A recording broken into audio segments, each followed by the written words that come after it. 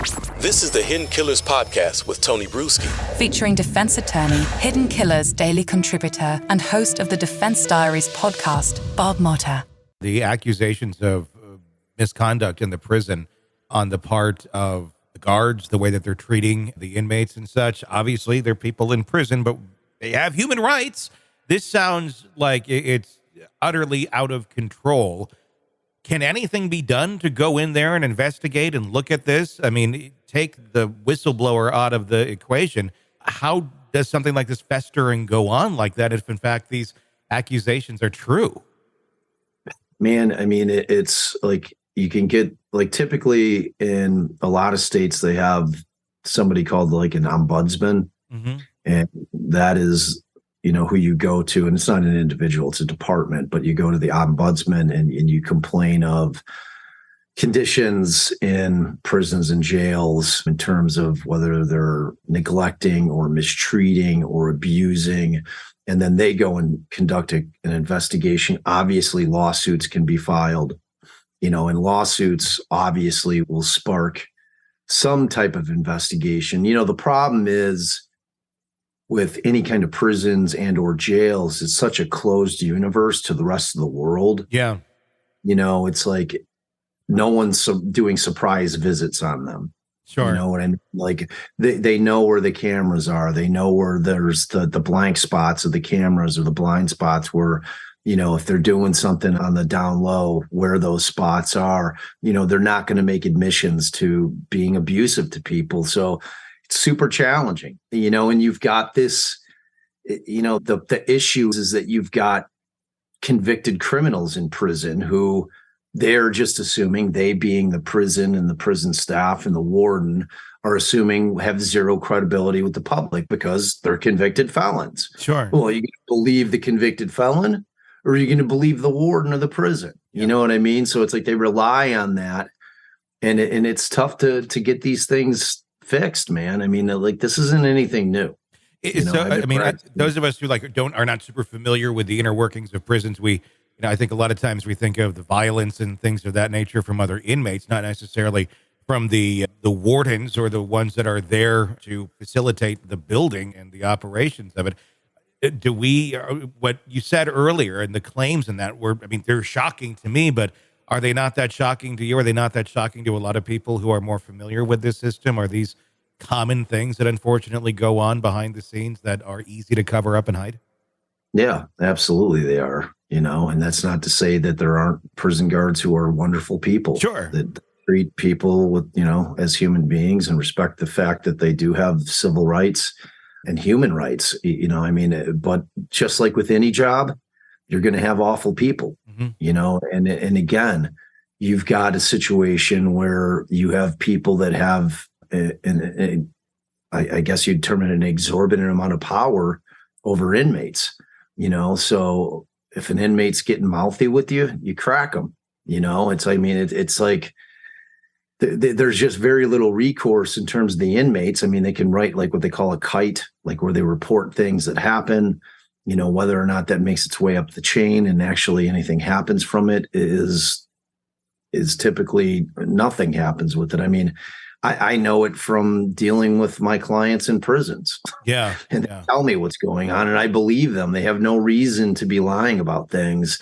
You know, I mean, like obviously Shawshank is a movie, but in terms of some of those guards, I think it's pretty accurate. You know, when you look at the main dude who was just like the biggest a-hole you'll ever see. Yeah. You know, I mean, it's like it happens. And I can tell you. Sure. With no question that, you know, when you have a situation, especially when you're talking about like a Richard Allen situation where you've got a pre-trial detainee, he hasn't even been convicted of anything. Yeah. Presumed innocent. He's in a prison with the worst of the worst who are all convicted. And, you know, and he's accused of being a child killer. Sure. Like anybody who befalls any kind of harm to a child, whether it's sexual abuse, whether it's to the degree of murder, you know, they are despised not only by the inmates, but by the guards, and they're tortured and they're mentally, you know, they don't let them sleep. They do all kinds of stuff to completely have like just mental warfare with these guys and psychological warfare where they're just, getting them to the point where they're going to break, and a lot of times, like the whole thing with the confessions with Alan, I just, whether it was because they're Odin guys or not, I have no idea. I mean, we know that they were Odin guys. Was it because they were trying to protect somebody, or is it because they're just trying to get this guy to fess it up, because they know that's what they need to get this case closed because they don't have enough evidence. I mean, like to suggest that's not a possibility is just incorrect, and it's naive, because that kind of stuff just goes on in prisons all the time. Sure. And, so yeah, I mean, he shouldn't even be there to begin with. He should be in a jail. He should not be in a prison system like this. It's so whack. I mean, at the end of the day, let's say he's found innocent. If this eventually does make it to trial and they find him innocent, does he have a massive lawsuit against the state, against these prison systems, against all that? Yeah, that no question. Wow. Like, and I'm sure it'll be filed. Yeah. And there'll be a lot of defendants. It'll go as high up. I mean, if it turns out that in fact Tony Liggett lied to get the search warrant to search his house, and which was really the impetus to the arrest, because they always had him volunteering the fact that he was at the bridge. Yeah. And like people keep like saying he admitted it. Well, like, he didn't admit anything. This wasn't an in custody interrogation where they got him to cave. This is a guy that lived in a community that worked at a CVS in a town of 1,200 people, who probably a majority of people either knew or had seen on multiple occasions in all the years he's lived there. It's not like he's a stranger, and the guy goes when the law enforcement asks for, the community to come out and let them know, or call into the tip line, let them know if they were out at the bridge that day so they could find out what they saw, who they saw, anything helpful that they may know. And they ask him to come and volunteer that information, which Alan does. Yeah. And it's like the people that like to think that he's guilty, they use the rationale. Oh, well, he was trying to get ahead of it. Like he had no idea. Like, you have to presume that he's guilty and that he was aware that he is Bridge Guy and that he saw Libby with her phone. And then you have to like jump to the conclusion that for some reason, even though he sees her with her phone recording Abby, like that's when she catches Bridge Guy. Yeah. I mean, she's taking this recording of her friend. So her phone's going to be stuck out recording. So the theory would be that whoever Bridge Guy is, for some reason, decides to leave her with the phone instead of grabbing the phone, and it's like, and if it's Richard Allen, you have to assume that he's that person so that he knows that she was taking photographs, yet still comes and volunteers that he was on the bridge, knowing that there's video out there. So that's their argument. Well, he knows that there's video. So instead of just taking the phone and destroying it or tossing it somewhere and getting rid of it, he decides, he comes up with this master plan in like on the day of or the next day where he's going to front it. He's going to go to law enforcement or this resource officer and say, hey, yeah, I was out there, just so it doesn't appear that he's lying, even though we know for a fact that there's no way they're going to be able to figure out who he is. I mean, we went 5 years with the Bridge Guy picture out there. Yeah.